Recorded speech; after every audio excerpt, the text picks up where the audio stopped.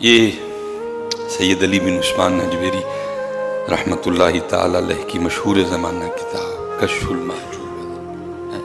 بہت خوبصورت کتاب ہے، قربان جاؤں جی۔ بڑے لوگ بڑی باتیں، آپ نے لکھا ہے جی کوئی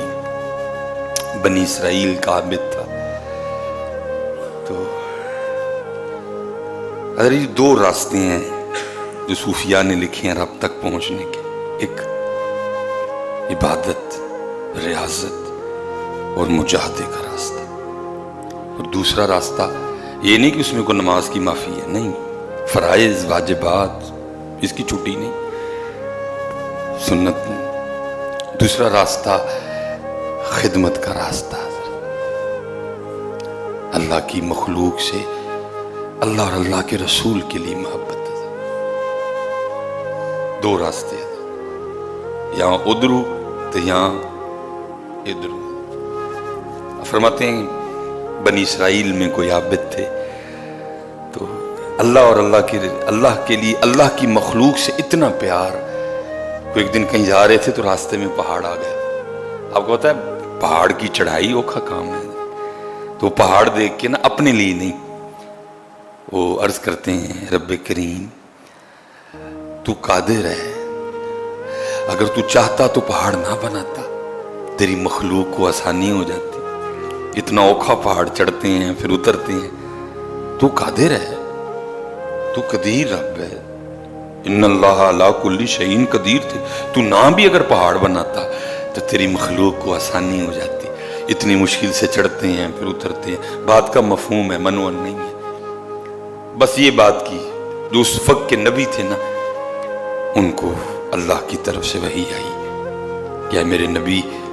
اس فلاں، اور لکھا ہے جی اس نے 400 سال اللہ کی عبادت کی تھی،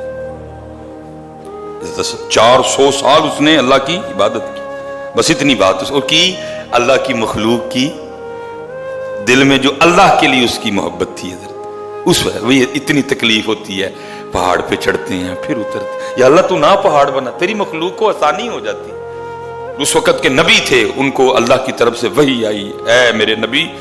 اس کو جا کے کہہ دیں تو ہماری تخلیق پہ اعتراض کرتا ہے،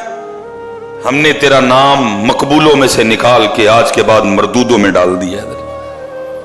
آج کے بعد تو ہمارا مقبول نہیں، تو مردود ہے، آج کے بعد ہماری تخلیق پہ اعتراض کرتا ہے۔ وہ اللہ کے نبی اس عابد کے پاس تشریف لے گئے اور جو حکم سرکاری تھا جا کے اس کو سنایا، بھائی تو نے رب کی تخلیق پہ اعتراض کیا ہے، رب کی طرف سے تیرے لیے یہ پیغام آیا ہے، آج کے بعد تیرا نام مقبولوں میں سے نکال کے مردودوں میں ڈال دیا گیا۔ وہ اسی وقت سجدے میں چلا گیا۔ الحمدللہ الحمدللہ کا ورد تھا زبان پہ، اللہ کے نبی دیکھ رہے ہیں یہ کس بات پہ شکریہ ادا کر رہا ہے، اس کا نام مقبولوں میں سے نکال کے مردودوں میں ڈال دیا گیا، پہلے جنتی تھا اب جہنمی ہو گیا، تو اس پہ شکریہ والی کون سی بات؟ جب اس عابد نے جس نے 400 سال اللہ کی عبادت کی تھی اپنا سر سجدے سے اٹھایا نا، تو اللہ کے نبی پوچھتے ہیں تیرا نام مقبولوں میں سے نکال کے مردودوں میں ڈالا گیا ہے، تجھے جنت والوں کے رجسٹر میں سے نکال کے تجھے جہنم والوں میں داخل کر دیا، شکریہ کے والی کون سی؟ اس نے کہا جی میں اس بات پہ شکریہ ادا کر رہا ہوں، چلو دونوں میں سے کسی رجسٹر میں تو نام ہے، شکر ہے دونوں میں سے نہیں نکال دیا، جہنم میں پھینکا، یہ تو نہیں کہا کہ ہمارا بندہ نہیں، جہنم میں ڈالا ہے نا، یہ تو نہیں کہیں کہہ دیا کہ ساڈا